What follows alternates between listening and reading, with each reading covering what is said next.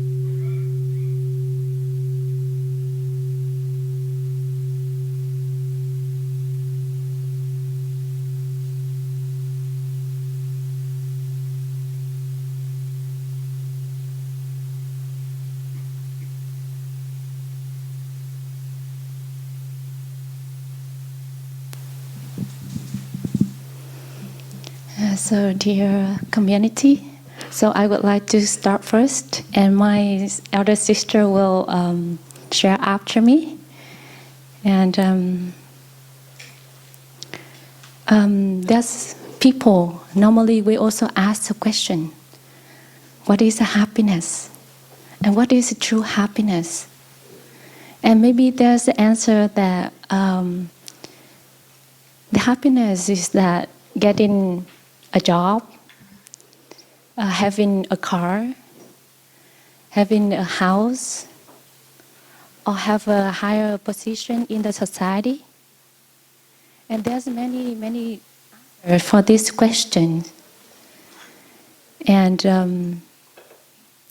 but in the other meaning,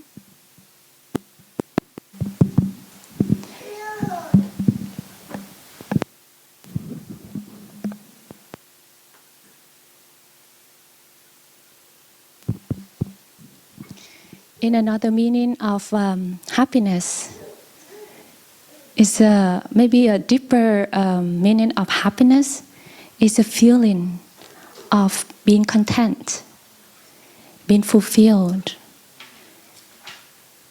and having enough. We feel enough in our body and in our mind, and we don't have the desire to run after anything, or we don't have desire to chase after any objects, because we feel enough in our body in this moment. And that feelings give us the content and give us the feeling of being fulfilled. Some people, I see that they have a lot of money. They are very rich. They have a very good job. They have a very big house. They have a very fancy car. But they're still not happy. And they still looking for something that they call happiness. And they still finding ways to be happy in their life. So in this context, what is happiness? And I know that some of you just come here for the first time, and many of you have been here for many times, and you have been in the practice for many years. And as a practitioner, we have a capacity to generate the feeling of happiness in our daily life. And wherever we have a capacity to take a little pause, or we can stop a little bit to see what is happening in ourselves, in our body, we start to see that in this moment we have a lot of happy condition to be happy. So with the energy of mindfulness, it can help us to recognize that in this moment we have a Sangha, we have our body, we still have our beloved one. Maybe they are here or they are not here, but they are still alive. They are still in the good health, and we are too. We still have good health to be here, to attend the retreat, to be with so many people. So the practice of mindfulness can help us to start. And wherever we take a mindful steps, wherever we take a mindful breath, we start to create and make an inner space inside of us. And wherever we have an inner space, it's very easy to enjoy and recognize the condition of happiness in our daily life.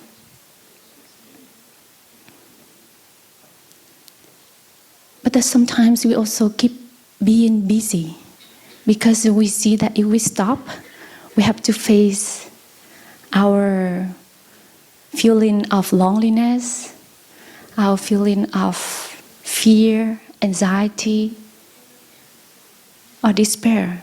So we keep running, and we don't allow ourselves to stop, to take a pause, or to rest in the present moment.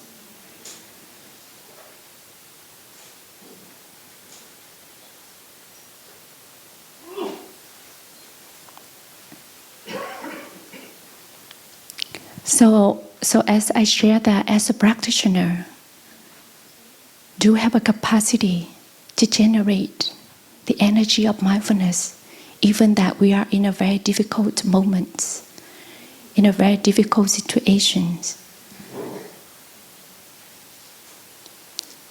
So we can come back, we can breathe in and out, and we can start to clear and to tidy up our house inside of us. And like I see the sister in the spring, they do the gardening, and wherever they come to the garden, the first thing that they normally do before they plant the vegetables, that they start to clean up their garden. They start to weed, to clean, to make a soil, to make a bed, so that there's enough space for the vegetables to grow up. Otherwise, it's very difficult for the vegetable to grow up healthily and beautifully. And for us also the same. We also need to create our inner space in order for the seed of happiness grow up, for the seeds of peace and joy to grow up in our garden, in our mind garden, our soul garden, so that we can offer our happiness and joy to our beloved ones, but we can also transform the suffering, the difficulties, and the loneliness, the fear inside of us. Sometimes we just only focus on the problems. We just only focus on the suffering, and we see that the suffering is our whole life. But beside that, there always the element of happiness, the element of joy, being there for us in the present moment. We only need to go back to take a mindful steps, mindful breath, so that the energy of mindfulness can embrace us and can give us the space to grow our seed of happiness, seed of joy. Because the seeds of happiness and joy also need to be watered every day. We cannot just leave it there and one day they will grow up. But then we need to invest ourselves in it. We need to take time to take care of our seed of happiness, of mindfulness, so that it can manifest in our mind, so that we can enjoy that. We can enjoy that happiness, that fruit of practice. I just remember that after in the Phuong retreat, there's moments I just felt so tired, and it just come up, and then I just told myself why I'm so busy like this, and I just want to have a chance to rest. And then for sure, right after Phuong retreat, we always have a few days to rest. And then that moment come that I have a few days to rest. And that morning, I brought my things that I need to another room, and I stay there alone. And then I just told myself that right now I have a time to rest. I have a time to be with myself. Do I have a capacity to create the inner space in me? Because I already complained to myself that I was so busy. But then now I have a time. I have a free time for a whole day. There's no schedules. Do I have a capacity to get in touch with the practice? Get in touch with the mindful breathing? Get in touch with mindful steps? Because no one's asked me to do anything in the lazy days. And then I see that in my mind, they're still busy, still keep going and running. And I just sit there. I just sat there, did not think. And then I just recognized the feeling of being uncomfortable, not happy in that moment inside of me. And I just embrace it. And I give me a time and space to be calm. And I accept myself in that moment, that in this moment I'm not well. I don't feel at ease in my body and my mind. And as soon as I accept that mental formation, I feel at ease. And I feel, okay, in this moment, this is who I am. And I see that the joy and happiness is also born from the acceptance too. And when I have that acceptance, I feel at ease again. And I feel whoever I am, I will be there for my body and my mind.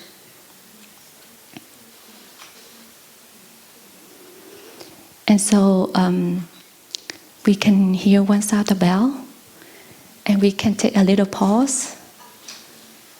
We come back to our breathing, and we see that in this moment, do we feel content, fulfilled, and do we feel enough in our body and in our mind? Or our mind keep running and chasing after something? And if that feelings come up, we also just smile to our body and our mind and accept it. Don't need to struggle with our body and our mind. If there's a mental formation of loneliness, fear, anxiety, or restlessness coming up in these moments.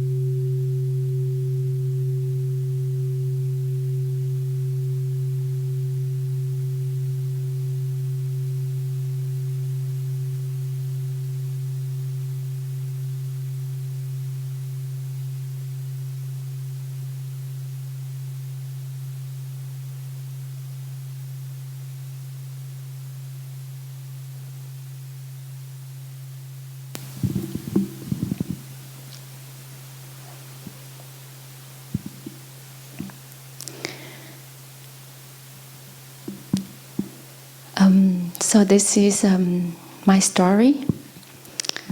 My grandmother passed away maybe almost 10 years ago. And her Memorial Day will be coming soon in May. And she's the one that I love the most. The one that brought me up. The one who guided me a lot of things. And the one who brought me to the teaching of the Dharma. So I was born in the Buddhist family. And she loved the Buddha a lot. She loves the monastics a lot. And she was so brave, and she's a brave person. And I learned a lot of things from her. And now she's no longer in the world, but I really feel her in my body and my mind. And she also went through so many difficulties and suffering in her life. And she also had a heart to become a monastic, but that she didn't have a chance to do that like me. So I became a nun when I was very young. And in my heart, I always wish to help her to transform her suffering and her difficulties in her own life.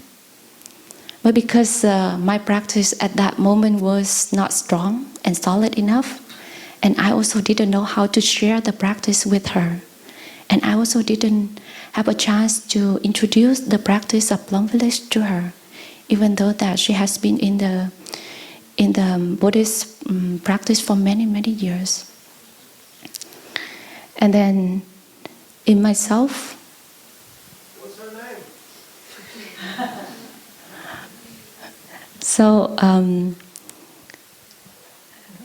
So my grandmother's name is, I don't know how to translate in English. Yeah, it's quite difficult, so I'm sorry. So grandmother, I just call her grandmother. So when I left her behind, that is a very deep wish inside of me that one day I can share the practice with her. But I didn't have that chance to share with her, and she already passed away. And when she passed away, it started to raise up in me the feeling of regret and the complex of guilt, because I didn't have a chance to help her. Even though that I know the practice, I have a chance to be in the community, and she also loved to be in the community.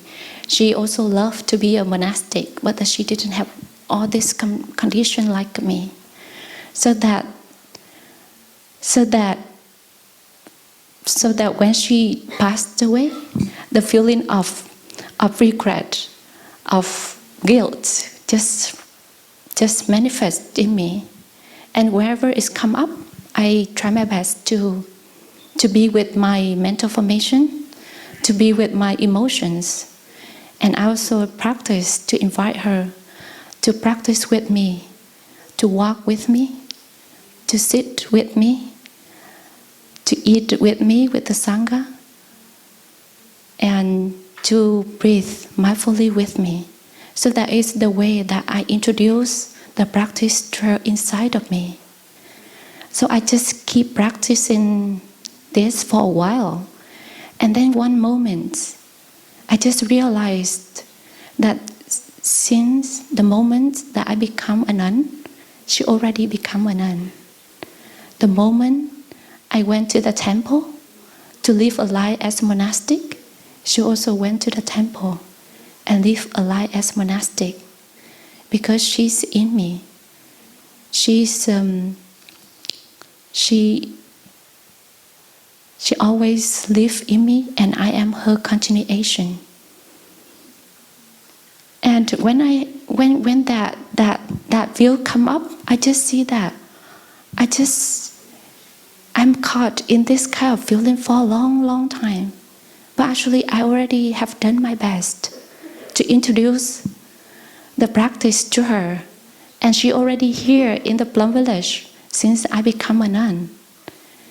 And from that, wherever I do walking meditation with the Sangha, wherever I do sitting meditation with the Sangha, wherever I eat with the Sangha, I always invite her. And if I remember, I will invite her to do that with me. And so if I'm happy, she's happy. If I'm joyful to be in the Sangha, she also feels joyful and fulfilled being in the Sangha. So I see that the happiness is not an individual matter. It also has a lot of condition, so that I can have this life today. I can become this person who I am today. So I really feel grateful for my grandmother. And I know that if I live happily in the Sangha, she also live happily in the Sangha. And I see that we all deserve to be loved and to be happy. And I don't need to go back to the past regret and past guilt to just choose this kind of past suffering over and over again. I still have present moments, and how I can take care of my present moments. How can I do better in order to my grandmother also have a beautiful present moment? And present moment one day will become a past. And if I live present moment wholeheartedly, it will become a beautiful past. So the thing is that, how can I practice to cultivate joy and happiness in the present moment, in order to my grandmother, my parents, my ancestor also can live happily in the present moment. So depend very much on my way of living in this moment. And I see that I don't need to go back and to just remember all the regret and guilt and to just caught in that feeling. And I think that I can do better in this moment for my family. And also if I'm happy, I also see that the Sangha also happy too, because I'm also a part of the Sangha. I am one of this Sangha. If I'm not happy, the sister also not happy. If I'm happy, the sister also very happy. If I practice and transform my suffering, the Sangha also practice and transform the suffering too. So I see that the happiness is not an individual matter. It's all conditions come together so that we can have a happiness and joy in the present moment.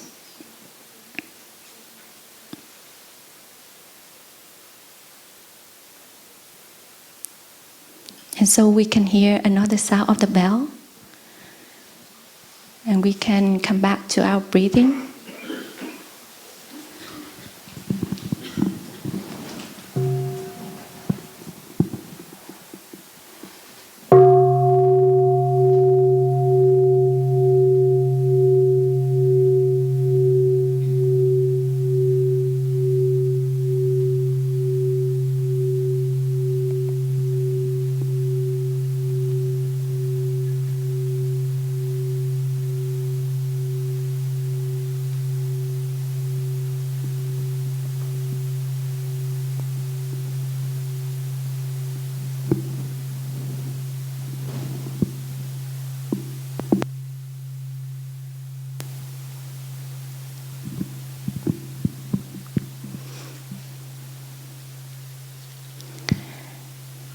So the feeling of gratitude is also a very crucial factor of nourishing our happiness in the daily life. And Thầy normally said that as long as the feeling of gratitude is there, the happiness is there. And this sentence just make me remember a story from a layman practitioner. He has been a practice for many years, and he now living in the United States. And last year, he came back to Plum village and stayed with the new Hamlet sister for maybe around 1 month. And sometimes we also come to have a conversation with him and to ask him a story and some things from Plum village in the past. And then one day he shared with us the story that one time Thầy went to China for a tour over there. And Thầy went with both monastic and lay sangha. And he also attended Thầy in that tour. And when they all came to China, they are so happy because they come to the new country, they eat the new food, they explore the new culture, the weather, everything is new. And it seemed that everybody was so happy to be there. But a week later, maybe not a week, I don't know how many days, but the one day, and normally they have to travel by bus to the place for the retreat and for the events of our teacher. And one day in the bus, he just heard start the complaint about the friends, about the food, because maybe the food's so good and they ate too much and now they feel stomachache. And maybe the weather becomes so hot and some of them cannot bear it if they come from the West. And maybe the culture a little bit different from the West, so they feel not get used to do it. And then he heard, the story around, and so many complaints started, and it happened a few days, and he didn't know why. One day, after a few days, and one day in the morning before they depart to the place, and the one brother get in the bus, and he said, "This is Thầy said," and everybody just kept silent because Thầy said it's been there something, and they all kept silent, and they attentively listened to the brother sharing, but the brother also kept silent for a while, and then he said, "This is Thầy said. Gratitude stops, suffering begins." And then I was so excited and asked him what happened afterward, and he just smiled and he did not say anything. But through this story, it just gave me a big reminder that sometimes we expect of life bring us happiness, and sometimes we always feel that we are not enough. We want to have more in order to be happy. And also we forget that there is so many favorable condition that is available in the present moment for us to be happy. Do we treasure the condition in the present moment? Do we appreciate what we are having in this moment, in the present moment? Are we still running and looking for the condition that we call happiness? And so for me too, with this story, it's always remind me that wherever I'm not happy, I will not look outside and complain the conditions. I will not complain the Sangha, why they don't bring me happiness, why they don't organize this in order for me to be happy, why they don't take care of this so that I can feel better, I can feel at ease. But I will look into myself to see and to ask myself a question. Do I treasure the conditions of life offering to me? Do I appreciate the condition the Sangha offering to me in the present moment? And do I wholeheartedly practice in order to enjoy and also give a hand to the Sangha's practice, to the Sangha's energy of practice?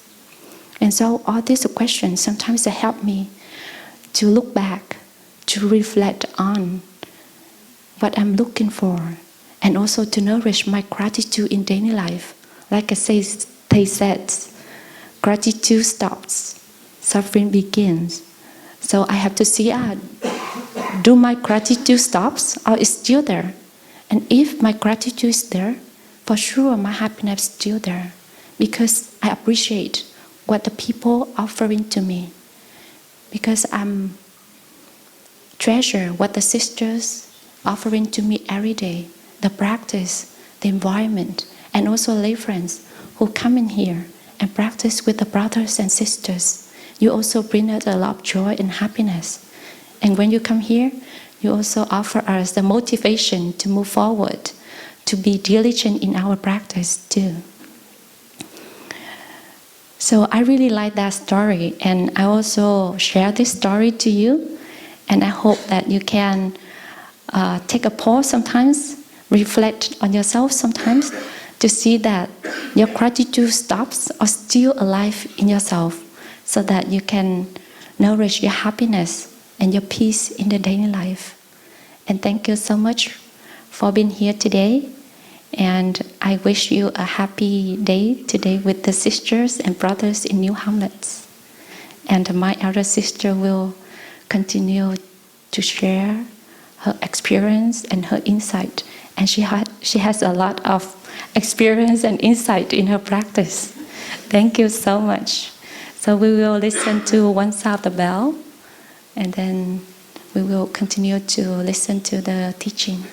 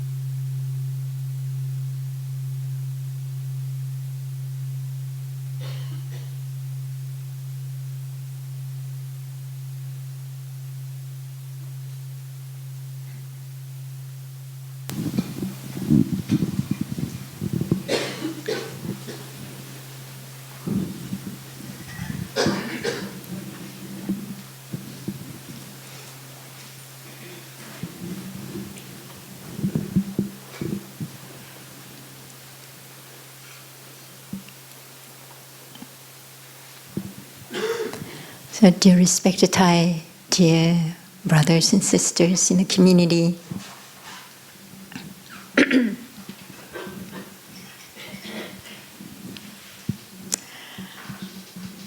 how many of you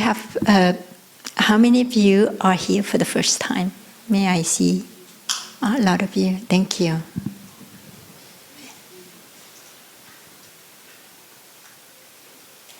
Sister Phoenix and I, it's actually her turn to give a Dharma talk today. And I'm just here to support her. And I was hoping, I told her, you can take as much time as you can. You can take the whole an hour and a half. Sister Phoenix is a new Dharma teacher, even though she ordained when she was 12? 13. So she was a baby nun. And she's still a big baby in her heart.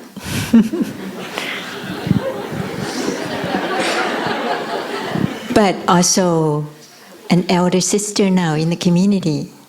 You know, when we become monastic, whatever age that you became a monastic, you kind of retain that kind of youthfulness at that age. Like Thai, he ordained when he was 16, and you can see, even though he was like 70-something, he has that young boy in him. So my sister also, even though she's an elder sister in the community now, she still have that youthful, playful little girl in her, which is really beautiful because we never age as a monastic. And especially, we never age in here.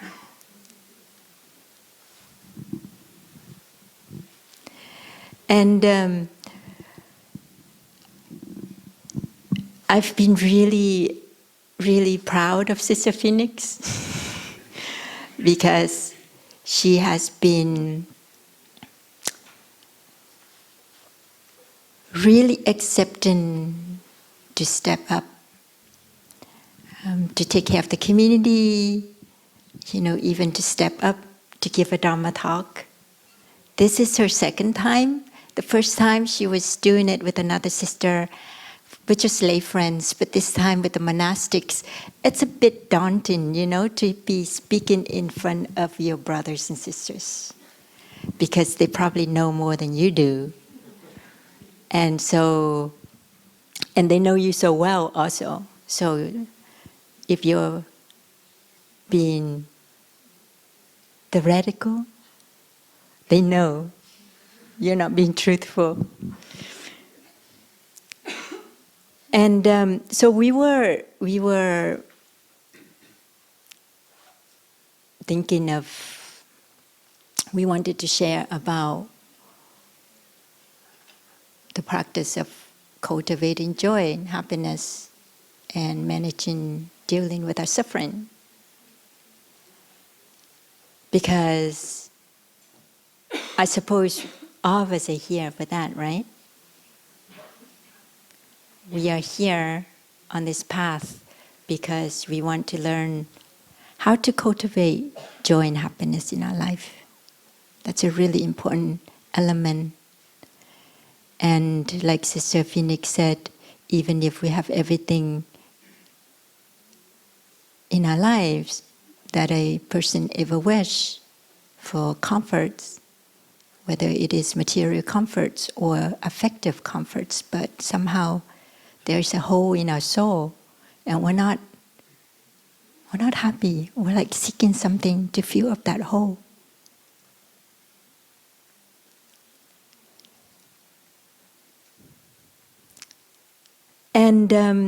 And so Sister Phoenix was talking about how to cultivate joy and happiness. Conditions,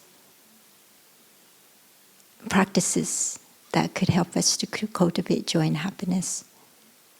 And my part was how to deal with suffering.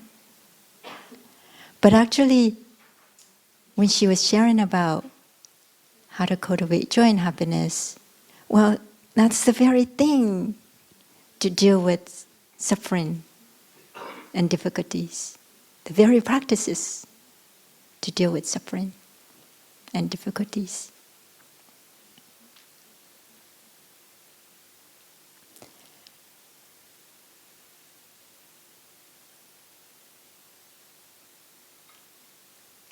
Yesterday, for those of you who arrived yesterday, and for us who have been practicing for a long time, we learn practices, we learn methods of practices in order to live, to cultivate, to generate, to tap in the energy of mindfulness and concentration and insight in the depths of our being. And that these energies,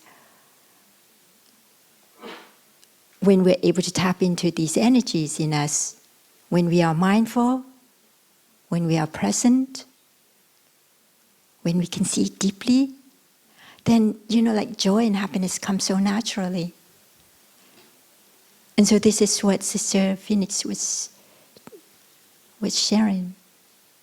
But these are also practices to help us to take care and manage our suffering as well. Because suffering, happiness and suffering are really deeply, intimately connected. So when you are cultivating happiness, you are at the same time taking care of your suffering.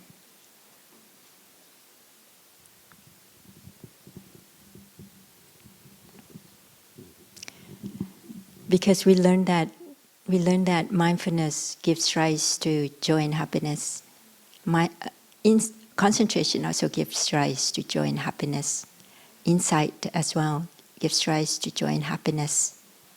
Just the fact that we're able to tap into these energies in us already gives rise to joy and happiness. But it is mindfulness, concentration, and insight that also help to embrace and take care of the suffering. Once the seed of happiness has become significant in the depths of our being, well, it helps to embrace the energy of suffering, the seeds of suffering in us. And I see that a lot in children. You know, they come here and they just run around. And they're playing with their friends, and they're in this really wholesome, a balloon with wholesome energies, peaceful, loving energy, and all the wholesome seeds of joy and seeds of happiness are watered every moment they're here in Plum Village. And it is these seeds that help them to take care, to help to take care of the seeds of suffering in them. And so you can see that their joy is so tangible.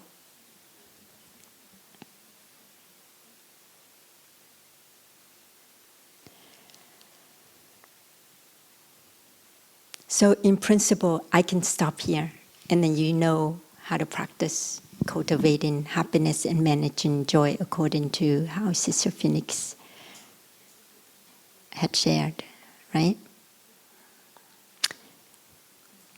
But there's several things I wanted to talk about. Suffering. We know that suffering and joy, suffering and happiness are interconnected. That we need the suffering to really experience and appreciate happiness and joy. Just like we need the mud, like the lotus pond out here. The lotuses can only be grown in mud and muddy water. And it is the muddy water that helps. The richer the mud is, the more beautiful the flowers, the lotuses are. And so, we need suffering in our life. And we all have enough suffering in our life to turn them into compost so that they can offer us flowers and lotuses. And so, suffering play a really important role. And it's good to keep in mind that suffering plays a really important role. We call it the goodness of suffering. Because it's suffering for most of us that brought us here on a spiritual path, right? Because we've never suffered, why would we want to come here? Why would we want to be on this path? It's the suffering that brought us here. And so it's the suffering that helps us, that motivates us to find ways to take care of ourselves, ways to transform them. And so it's so good to keep that in mind. the goodness of suffering. Because when we suffer, it's actually really uncomfortable in our body and our mind. We don't want this suffering. Our tendency is to run away from the suffering. We don't want to deal with the suffering. That's why it made it really difficult for us to come back to the present moment. Because when we come back to the present moment, we have to deal with the suffering that's there. Maybe ache and pain in our body. Maybe emotional turmoils. Some of us may be going through a storm inside, and we don't want to be in the midst of this suffering because it's very uncomfortable and it's very unpleasant and sometimes overwhelming as well. So to know that there's this suffering plays a role. What is it? What is it? What is it trying to teach me? I think that's a really good question to ask ourselves in our suffering. What is this suffering trying to teach me? What have I not seen in myself that the suffering is here to remind me?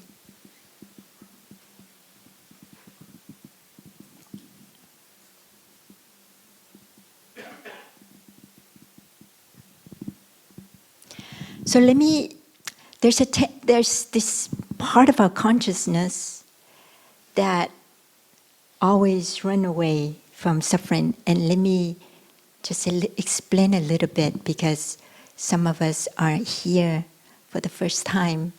We talk about the different functions of consciousness. And there's one part of our consciousness that just do not want to confront suffering and would do everything possible to run away from suffering.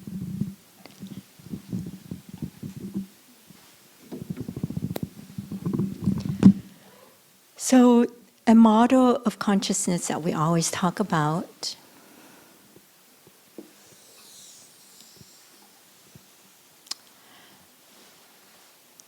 this is our consciousness. And there are different layers or different functions to the consciousness. The depths of our consciousness is the store consciousness. We talked about the seeds. Seeds are potentials. We have the potentials to be anything we want to become. You've probably heard about this already. We have the potential to wake up, the potential to become enlightened. We have the potential to become a Buddha. A Buddha is not just exclusively for the person whose name was Siddhartha, who became enlightened and became the Buddha Shakyamuni, our most recent Buddha, who came into the world and lived in India 2,560 years ago, which is not very long ago. I mean, when you think of geological time, right? Like 2,500 years ago, that's not very long time. Well, potentials in the form of seeds. And these seeds will manifest into our mind consciousness.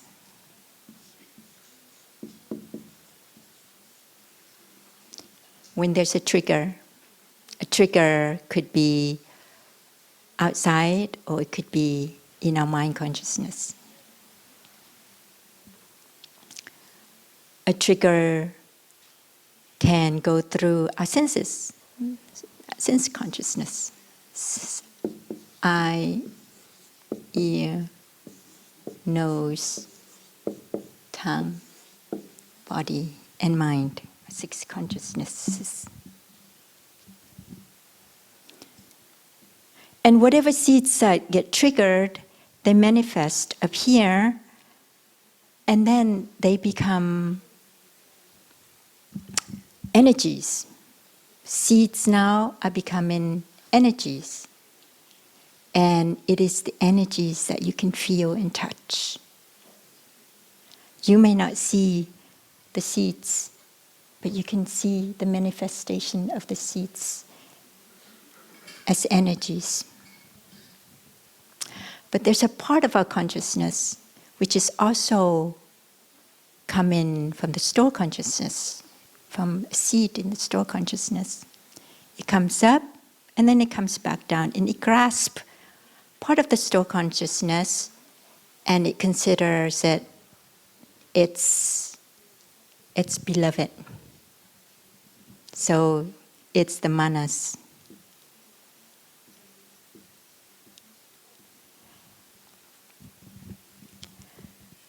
And this is responsible for an idea of a separate self, for the ego, the manas. So manas grasps onto this store consciousness and says, this is me, this is mine, I need to protect it. I need to do everything possible to defend it. So the idea of discrimination comes from here. I am separate from you and I am different from you. So manas is deluded in that sense. And manas does not like suffering. And manas would do everything possible to run away from suffering. Even great extent of harming ourselves and other people. It doesn't know the goodness of suffering. And so sometimes I think, why is it so difficult to come back to the present moment? I know life exists in the present moment, and that in the present moment, I can touch the beauties, the goodness, the wonders in myself and around me and in other people. In the present moment, I can heal myself. In the present moment, I can see so deeply into myself, into who I am, the way I am. And yet, we have practices to come back to the present moment, concrete practices, and yet it's so difficult to come back because manas, its tendency is not wanting to come back, because come back to the present moment and face what's there can be really threatening. And so the seeds of suffering are there in the depths in our store consciousness. We have all kinds of seeds, like a whole spectrum of seeds, from the most positive to the most negative.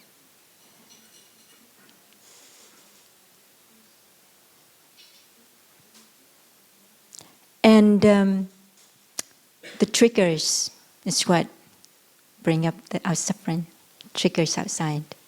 And sometimes we don't really see that the suffering is really in us. We think that the causes of suffering are out here in these triggers. And so we run after, like these triggers, and we blame, we judge, we criticize, we're pointing the finger. But actually, they're only playing a little condition for the seeds of suffering in us to manifest. So the suffering is actually in us. And the best thing as practitioners is to really go back and take care of the seeds that are manifesting now in us, coming back to the present moment, so that we can be there for it, going back with the accompaniment of the energies of mindfulness, which is the Buddha in us, and with the Sangha, the supports we have around us to help us to come back in order to take care of the suffering, to embrace the suffering. The energies of mindfulness, the support of the Sangha, give us enough courage and strength to face head-on what is really unfolding inside us. And it could be really overwhelming what is unfolding in us. But for us to really understand deeply our suffering, where it comes from, for us to transform them, we need to have that courage to come back and to take care and to face and to embrace.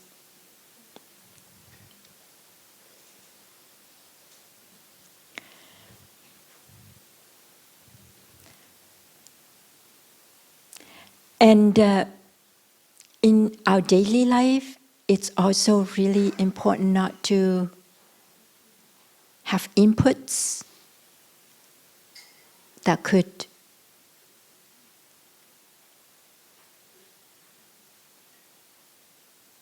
trigger a suffering, that could trigger the seeds. There's so many inputs, so many conditions that can water and touch our suffering. The news is one of those things that are really good at helping our seeds of suffering to manifest. Our anxiety, our fears, our anger, our violence.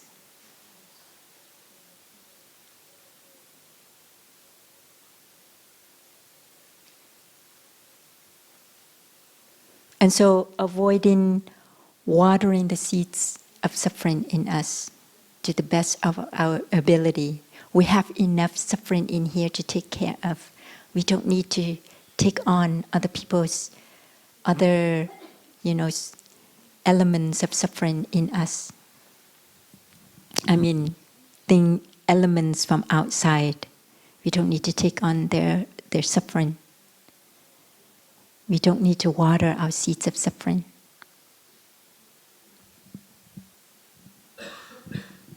Also, when Sister Phoenix was talking about happiness, the seeds of appreciation, seeds of gratitude, or the insight of interconnectedness, like how happiness is not an individual matter, that happiness are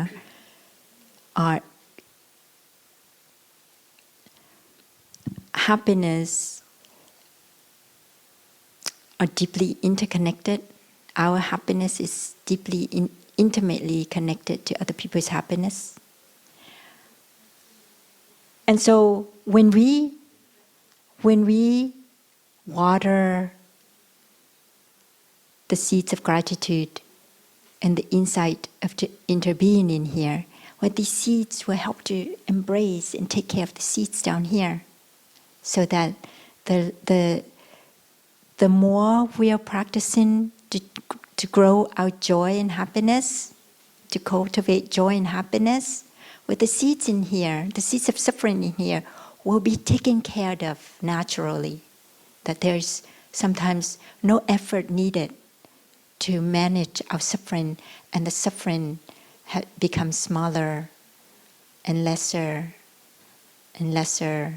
with the practice of cultivating joy and happiness.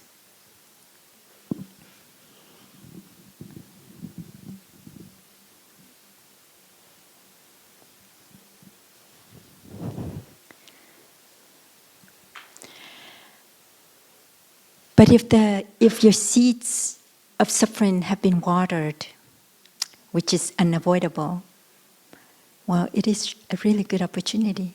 Instead of seeing ourselves as victims, a victim mentality always weakens us. We have to change that attitude that the seed of suffering is manifesting. This is an opportunity for me. Opportunity for me to take care of it. so that when it comes back down in the depths of my consciousness, it becomes smaller. See, that's the thing with the energy of mindfulness. When a seed manifests up here, if it's the seed of joy and the seeds of happiness, the seeds of gratitude that manifest up here, and you are aware of it with the energy of mindfulness, you notice, it's there. I am feeling grateful. I am feeling joyful. And I see conditions that help me to be joyful and grateful. Then we are being mindful of the manifestation of these seeds in here. And so when they, and it becomes our experience,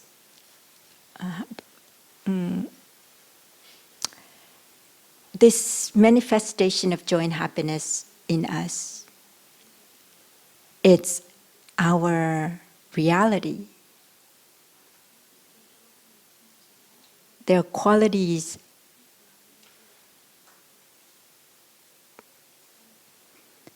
that affects us. And when these seeds go back down, it becomes bigger. It becomes more significant in the roots, in the store consciousness.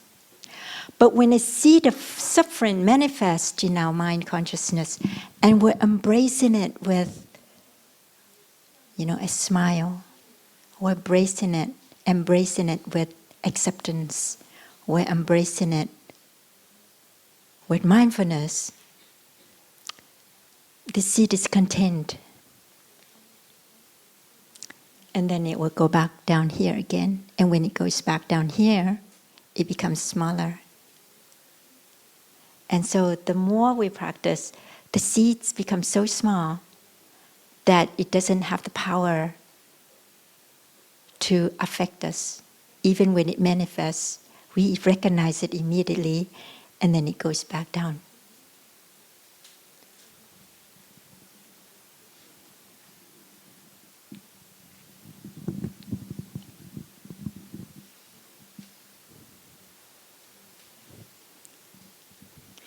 And so, when the seeds of suffering manifest, we know that we do have the seeds in us. And that this is an opportunity for us really to take care of the roots of our consciousness.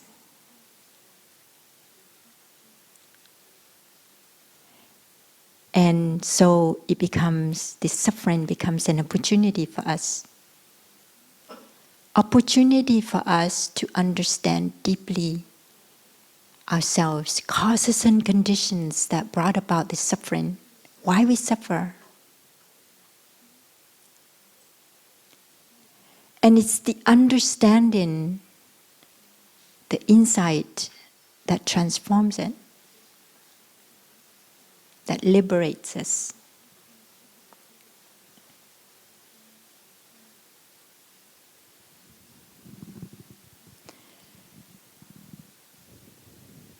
So acceptance and being mindful when the seeds of suffering manifest.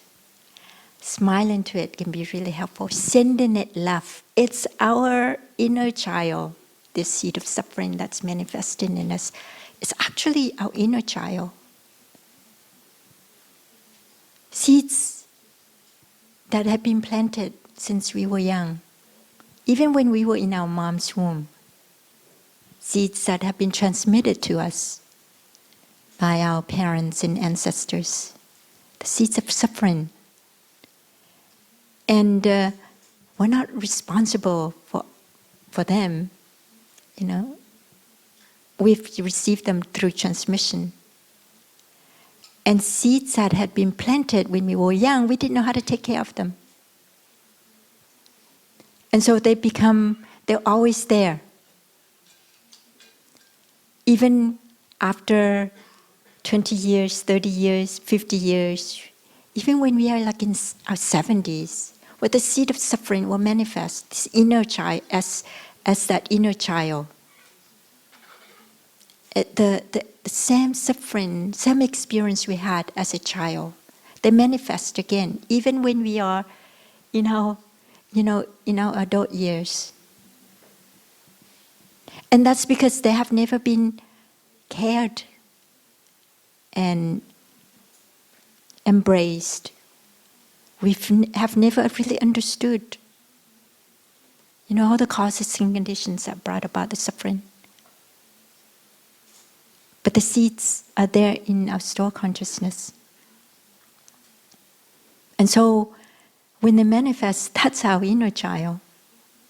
That's our wounded child. And so we can smile to our wounded child.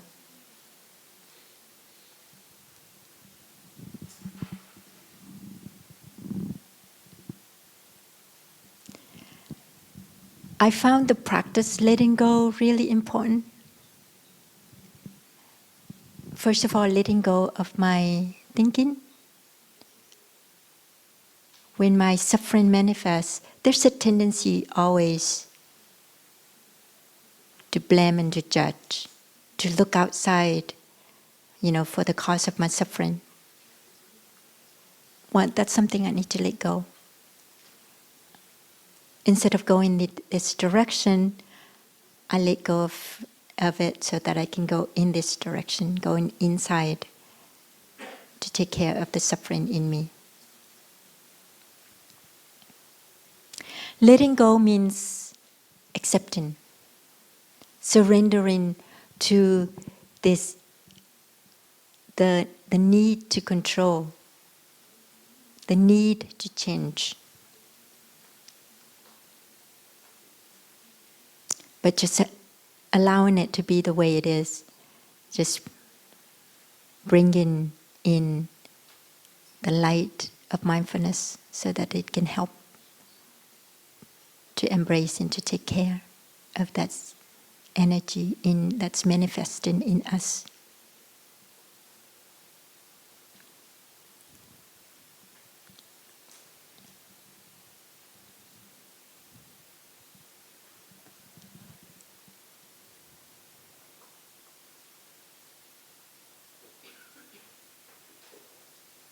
So I like to share a mantra that we can practice as a homework.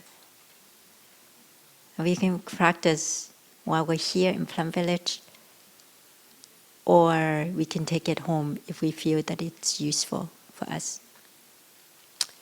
And this is a really short mantra. And it's a mantra that we practice when we are dealing with conditions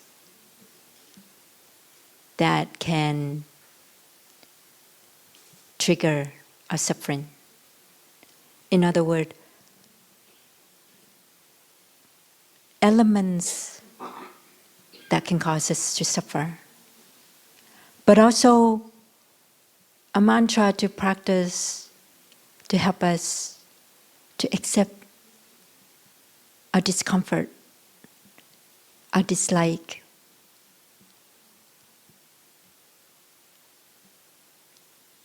our irritation, whatever it might be. And the mantra actually summarizes what we are sharing this morning. And the mantra is breathe, smile, and accept. So whenever the seeds of suffering manifest, we breathe, we smile, and we accept it. Accepting it so that we don't run away from it. We don't want to bypass it through our reasoning, our stories, our thinking, our perception, or even our judgment of, others or whatever, blaming for our suffering. Breathe, smile, and accept. And whether that suffering is coming from within, manifesting from the soul consciousness, or whether that suffering is coming from outside. Breathe, smile, and accept. And it's a mantra that when we practice, we can feel the result immediately.